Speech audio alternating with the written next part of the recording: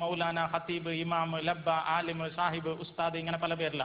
നിങ്ങൾക്കറിയോ, ഞാനൊരു മുസ്ലിം അച്ഛനായിരുന്നു.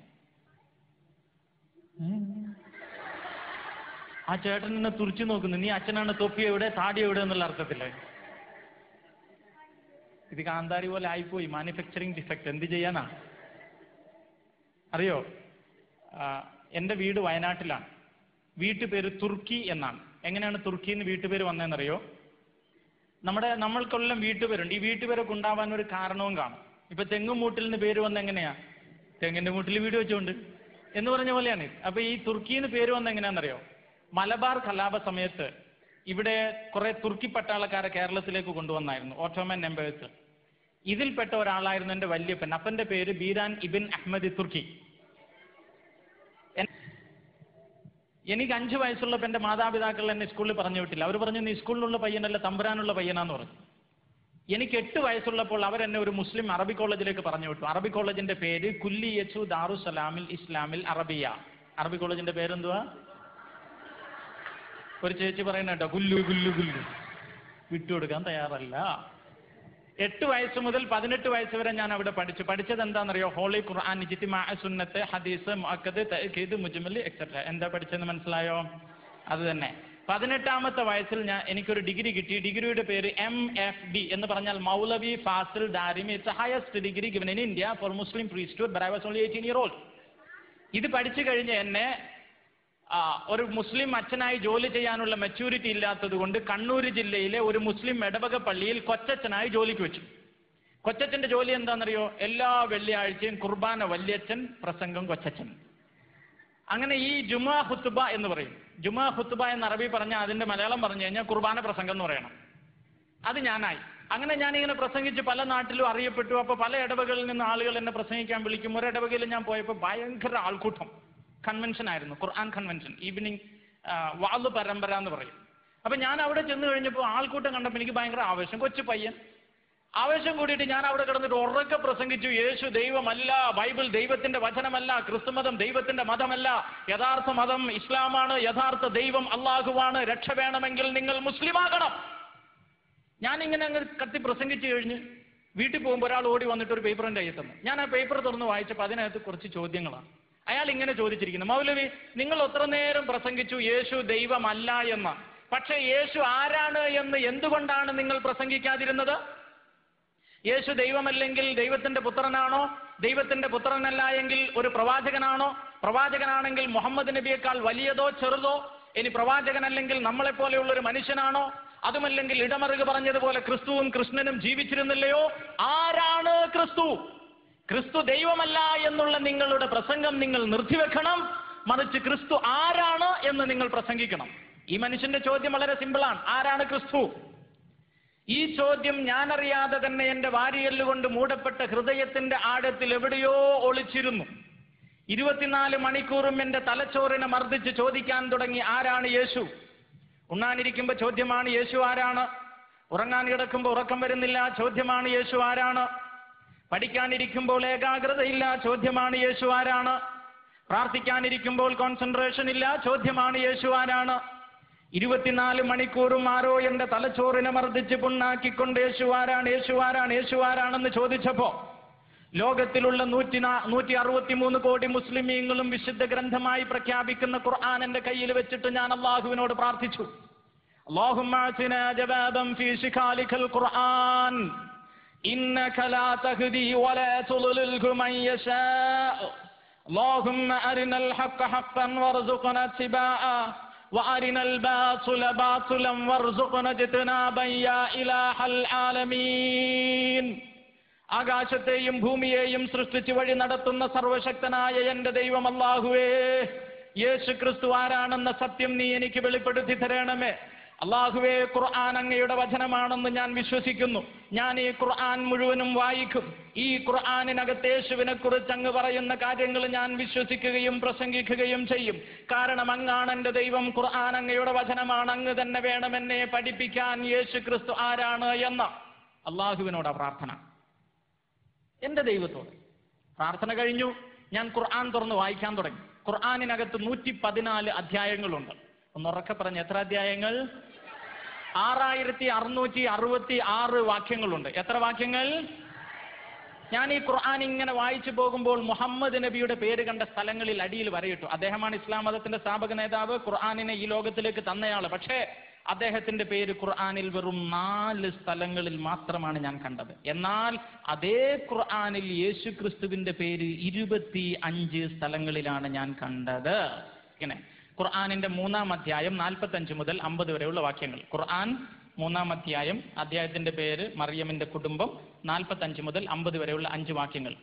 وَإِذْ قَالَتِ الْمَلَائِكَةُ يَا مَرْيَمُ ജിബ്രീൽ മലക്ക് മറിയത്തോട് പറഞ്ഞു. ജിബ്രീൽ മലക്ക് എന്ന് പറഞ്ഞാൽ ഗബ്രയേൽ മാലാഖ മറിയത്തോട് പറഞ്ഞു, ഇന്നല്ലാഹ യുബശ്ശിറുകി ബികലിമത്തിൻ മിൻഹു ഇസ്മുഹുൽ മസീഹ് ഈസ ഇബ്നു മറിയം. മറിയമേ, അള്ളാഹു അവന്റെ വചനത്തെയും ആത്മാവിനെയും നിന്റെ ഉദരത്തിൽ വിടുമ്പോൾ നീ ഗർഭം ധരിച്ചൊരു കുഞ്ഞിനെ പ്രസവിക്കും, ഈസൽ മസീഹ് എന്ന് പേരിടണം. എന്ന് പറഞ്ഞാൽ ഈശോ മിശിഹ എന്നർത്ഥം. إذا قضى أمرا فإنما يقول له كن فيكون. മറിയം പ്രാർത്ഥിച്ചു, ഇതാ കർത്താവിന്റെ ദാസി, അങ്ങയുടെ ഹിതം എന്നിൽ നടക്കട്ടെ എന്ന്. അപ്പോൾ ദൈവാത്മാവിനാലും ദൈവവചനത്താലും മറിയം ഗർഭിണിയായി എന്ന് വിശുദ്ധ ഖുർആൻ. ഒന്ന് പറഞ്ഞേ ഹല്ലേലൂയ. അയ്യോ ഹല്ലേലൂയ. തുടർന്ന് ഖുർആൻ പറയുകയാണ്, 9 മാസങ്ങൾക്ക് ശേഷം മറിയം ഒരു കുഞ്ഞിനെ പ്രസവിച്ചു. യഹൂദന്മാർ മറിയമിന്റെ അരികിൽ വന്ന് പറഞ്ഞു, മറിയമേ, അവിവാഹിതയായ നിനക്ക് കുഞ്ഞ് ജനിച്ചത് വ്യഭിചാരത്തിലായതുകൊണ്ട് ഞങ്ങൾ കുഞ്ഞിനെ കൊന്നുകളയുമെന്ന്. കുഞ്ഞിന്റെ വയസ്സ് 2 ദിവസം. 2 ദിവസം പ്രായമുള്ള കുഞ്ഞിനെ കൊല്ലാൻ വേണ്ടി യഹൂദന്മാർ വന്നപ്പോൾ കുഞ്ഞ് തൊട്ടിലിൽ എഴുന്നേറ്റ് നിന്ന് യഹൂദരെ നോക്കിയിട്ട് പറഞ്ഞു അത്രേ,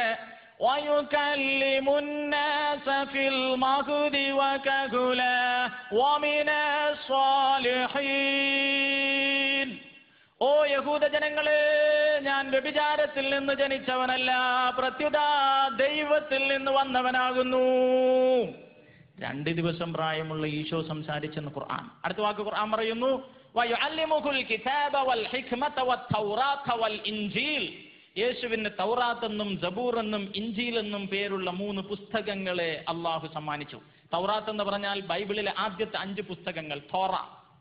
ഇനി സബൂർ എന്ന് പറഞ്ഞാൽ സങ്കീർത്തന പുസ്തകങ്ങൾ, psalms of David and Solomon, including all നബിഉം ആൻഡ് കെതുബിൻ. പ്രവാചക ചരിത്ര ഗ്രന്ഥങ്ങളുണ്ടല്ലോ പഴയ നിയമത്തിലെ, ജോഷുവ മുതൽ മലാക്കി വരെയുള്ള എല്ലാ പുസ്തകങ്ങളും സബൂർ. ഇൻജീൽ എന്ന് പറഞ്ഞാൽ ഏവങ്കേലിയോ വായന എന്ന് പറയും. അപ്പൊ ഏവങ്കേലിയോ എന്ന് പറഞ്ഞാൽ പുതിയ നിയമം, സുവിശേഷം എന്നർത്ഥം. ഒന്ന് പറഞ്ഞേ ഹല്ലേലൂയ. അയ്യോ ഹല്ലേലൂയ, ഹല്ലേലൂയ. തുടർന്ന് ഖുർആൻ പറയുകയാണ്, യേശുക്രിസ്തു ഭൂമിയിൽ നിന്ന് ചെളി വാരിയെടുത്ത് പക്ഷിയുടെ രൂപമുണ്ടാക്കി അതിലേക്ക് ഊതിയപ്പോൾ അത് ജീവനുള്ള പക്ഷിയായി പറന്നു. തുടർന്ന് ഖുർആൻ പറയുന്നു, ജന്മന അന്ധനായവനെയും വെള്ളപ്പാണ്ട് രോഗിയെയും കുഷ്ഠരോഗിയെയും യേശുക്രിസ്തു സുഖപ്പെടുത്തി. മയ്യത്തായ ആളുകൾക്ക് യേശു ജീവൻ കൊടുത്തു. മരിച്ചുപോയ ആളുകൾക്ക് യേശു ജീവൻ കൊടുത്തെന്ന് ഖുർആൻ. അടുത്ത വാക്ക് ഖുർആൻ പറയുകയാണ്, ഇന്ന ഫീ ദാലിക ലആയതുൽ ലകും ഇൻ കുൻതും മുഅ്മിനീൻ. യേശു സ്വർഗത്തിലേക്ക് പോയി, അവൻ ഇപ്പോഴും ജീവിക്കുന്നു, അവൻ വീണ്ടും ഈ ലോകത്തിലേക്ക് വരികയും ചെയ്യുമെന്ന്. ശ്രദ്ധിക്കണം. ഒരു സ്ഥലത്ത് ഞാൻ പ്രസംഗിച്ചു, യേശു ദൈവമല്ല. അപ്പൊ ഒരാൾ പറയാം, യേശു ആരാന്ന് പറയാം. അള്ളാഹിനോട് ഞാൻ പറഞ്ഞു, അള്ളാഹുവെ നീ പറയണം യേശു ആരാ. ഖുർആൻ വായിച്ചു. ഖുർആൻ പറയാണ്, യേശു ദൈവത്തിന്റെ വചനമാണ്, ദൈവത്തിന്റെ ആത്മാവാണ്. 2 ദിവസമുള്ളപ്പോൾ സംസാരിച്ചു, ചെളി കൊണ്ട് പക്ഷിയെ സൃഷ്ടിച്ചു, രോഗികൾക്ക് സൗഖ്യം കൊടുത്തു, മരിച്ചവർക്ക് ജീവൻ കൊടുത്തു. അദ്ദേഹം സ്വർഗത്തിലേക്ക് പോയി, ഇപ്പോൾ ജീവിച്ചിരിപ്പുണ്ട്, വീണ്ടും വരും. എന്നാൽ മുഹമ്മദ് നബിയെ കുറിച്ച് ഇതൊന്നും ഖുർആനിൽ പറഞ്ഞിട്ടില്ല. ഇതൊന്നും ഒരു നിസ്സാര കാര്യം. നിങ്ങൾ വേറെ മതക്കാരെങ്കിലും ഉണ്ടെങ്കിൽ അവരുടെ വിശ്വാസത്തെ വ്രണപ്പെടുത്താൻ വേണ്ടി പറയാമെന്ന് വിചാരിക്കരുത്. ഞാൻ എൻ്റെ ഹൃദയം തുറക്കുകയാണ്, അത്രേ ഉള്ളൂ. മുഹമ്മദ് നബി മരിച്ചുപോയ ആളാണ്. മദീനയിലാണ് അദ്ദേഹത്തിന്റെ കല്ലറ. എല്ലാ വർഷവും ഹജ്ജിന് പോകുന്നത് കല്ലറയിലേക്കാണ്. പക്ഷെ ഖുർആൻ പറയുന്നു യേശു ജീവിച്ചിരിപ്പുണ്ടെന്ന്. അപ്പൊ ചോദ്യം ഇതാണ്, മരിച്ചുപോയ ആളെ ഞാൻ സ്നേഹിക്കണമോ അല്ല ജീവനുള്ള ആളെ സ്നേഹിക്കണമോ? ഇതാണ് എൻ്റെ ചോദ്യം. പിന്നീട് ഞാൻ അറബി കോളേജിൽ വെച്ച് ഒത്തിരി തർക്കങ്ങളിൽ ഏർപ്പെട്ടു, ഒരുപാട് പ്രശ്നങ്ങളുണ്ട്. അതൊന്നും പറയാൻ എനിക്ക് സമയമില്ല, ഞാൻ ആ ഭാഗം കട്ട് ചെയ്തേക്കാം.